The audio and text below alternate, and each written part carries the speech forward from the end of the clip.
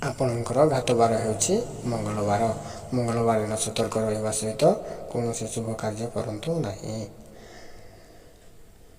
ଆପଣଙ୍କ ଶୁଭ ରଙ୍ଗ ହେଉଛି କଳା ଓ ନୀଳ। ଆପଣ ଯେକୌଣସି ଜାଗାରେ ଶୁଭ ରଙ୍ଗର ଆବଶ୍ୟକ ପଡ଼ିଲେ କଳା ରଙ୍ଗ ଓ ନୀଳ ରଙ୍ଗ ବ୍ୟବହାର କରିପାରିବେ।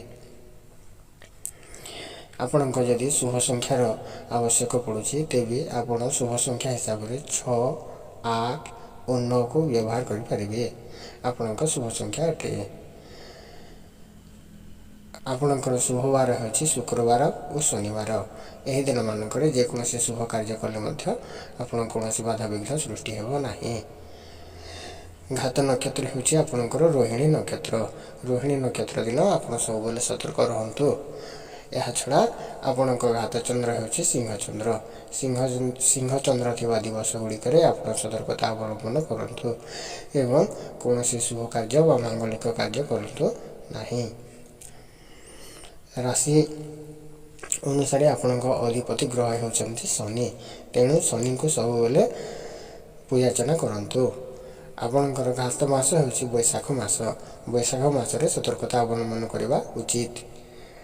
ରାଶିର ଗୁଣ ହେଉଛି ଭୂମି ଓ ଚର।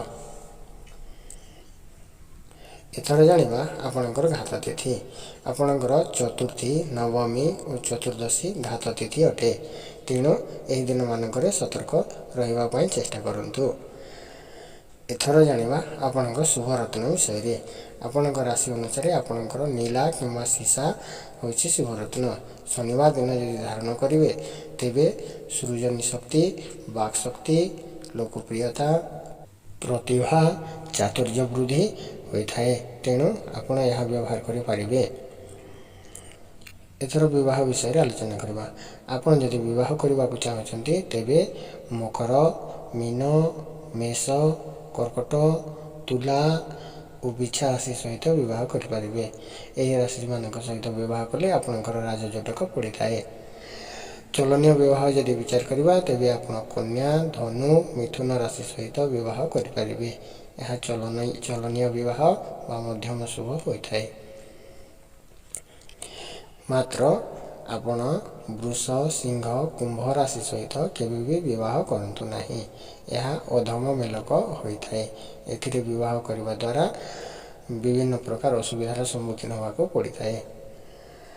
ଏଥର ଜାଣିବା ଏହି ରାଶିରେ ଜନ୍ମ ହୋଇଥିବା ପୁରୁଷମାନଙ୍କର ଲକ୍ଷଣ। ଏହି ରାଶିରେ ଜନ୍ମ ହୋଇଥିବା ପୁରୁଷମାନେ ପୁତ୍ରବାନ, ଧୈର୍ଯ୍ୟଶୀଳ, ନାନା ବିଦ୍ୟାରେ ପାରଙ୍ଗମ ଓ ଦୟାବାନ ହୋଇଥାନ୍ତି। ଏଥର ଜାଣିବା ଏହି ରାଶିରେ ଜନ୍ମ ହୋଇଥିବା ସ୍ତ୍ରୀମାନଙ୍କର ଲକ୍ଷଣ। ଏହି ରାଶିରେ ଜନ୍ମ ହୋଇଥିବା ସ୍ତ୍ରୀମାନେ ଚଞ୍ଚଲାମନା, କୃପଣା, ସ୍ୱାମୀ ଓ ସନ୍ତାନରେ ସୁଖୀ ଓ କୁଳରକ୍ଷକାରୀ ହୋଇଥାନ୍ତି।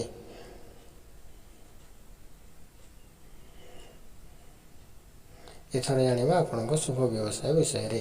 ଆପଣ ଯଦି ବ୍ୟବସାୟ କରିବାକୁ ଚାହୁଁଛନ୍ତି ତେବେ ମେସିନାରୀ ବ୍ୟବସାୟ, ଲୁହା ବ୍ୟବସାୟ, ମାଛ ବ୍ୟବସାୟ, କାଠ ବ୍ୟବସାୟ, ଚାହା, ଚାପାଖାନା ଓ ସୁରା ବ୍ୟବସାୟ କରିପାରିବେ। ଏହା କରିବା ଦ୍ୱାରା ଆପଣ ବ୍ୟବସାୟରେ ଉନ୍ନତିରୁ ଉନ୍ନତି କରିପାରିବେ ଏବଂ ସଫଳ ବ୍ୟବସାୟୀ ମଧ୍ୟ ହୋଇପାରିବେ।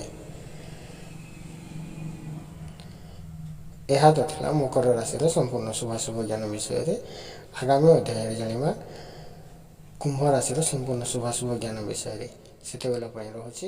ନମସ୍କାର।